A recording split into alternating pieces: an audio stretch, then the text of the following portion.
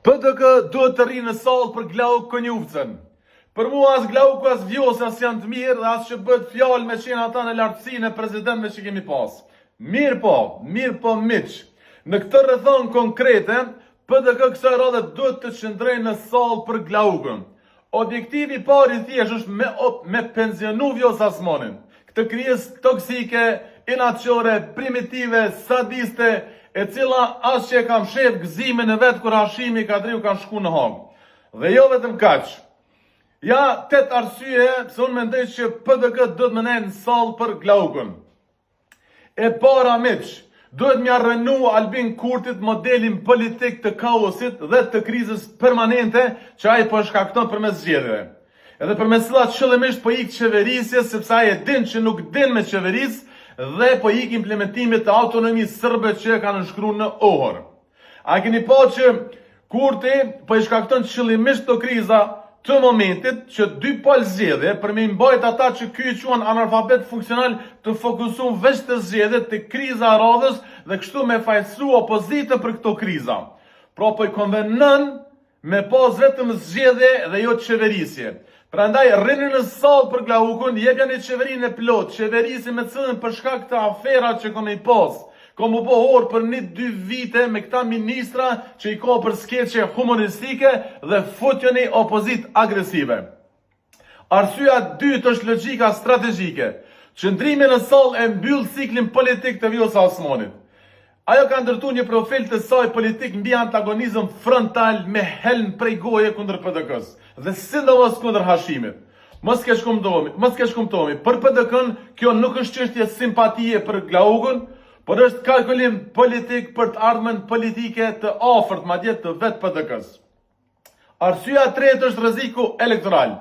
Nëse vendi shkon në zgjedhje, PDK kështu siç është e pareformuar, e konzumuar, dorën zemrën me të njëjtat figura, me klubin e datës raza aty, rrezikojnë edhe një konzum të ri elektoral. Ndërsa pas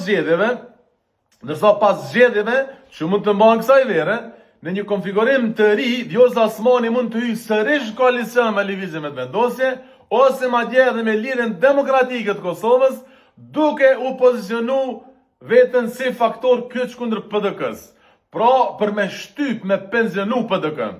Ndërsa, gjatë këtij 4 vjeçari, që s'ka më zgjat 4, pas zgjedhjes së Glaukut, megjithatë PDK mund ta shfrytëzoj për reformim strukturor për të ardhmen, paralelisht me opozitbërje të fortë. Mos harroni se ka marrë puna dhe implementimit të autonomisë serbe të Ohrit, siç e thash, që ky e ka nënshkruar Albin Kurti dhe aty opozitës ka marrë penalltia. Arsyeja e katërt është çështja ndaj gjykatës speciale. Në raport me gjykatën speciale, dorën zemër, Konjufca ka pasur më të balancuar çështjen, ka qenë më institucionale, madje ka realizuar edhe vizita zyrtare në gjykatë speciale. Ndërsa Osmani, Vjosa në të kundërtën ka artikuluar vazhdimisht diskurs kritik dhe akuzues ndaj PDK-s në këtë temë lidhur me gjykatën speciale. Arsyeja e pestë, sjellja parlamentare. Në përvojën time parlamentare si deputet, Konjufca ka pasur ton kogjat balancuar dhe institucional dhe më pak personal ndaj opozitës, përfshi edhe bile momente kritike ndaj vetë deputetëve të partisë së vetëvendosjes. Ndërsa Osmani nga pozitat ndryshme në parlament ka mbajtur diskurs konfrontues ndaj PDK-s. Arsyeja e 6, rrafshin ndërkombëtar.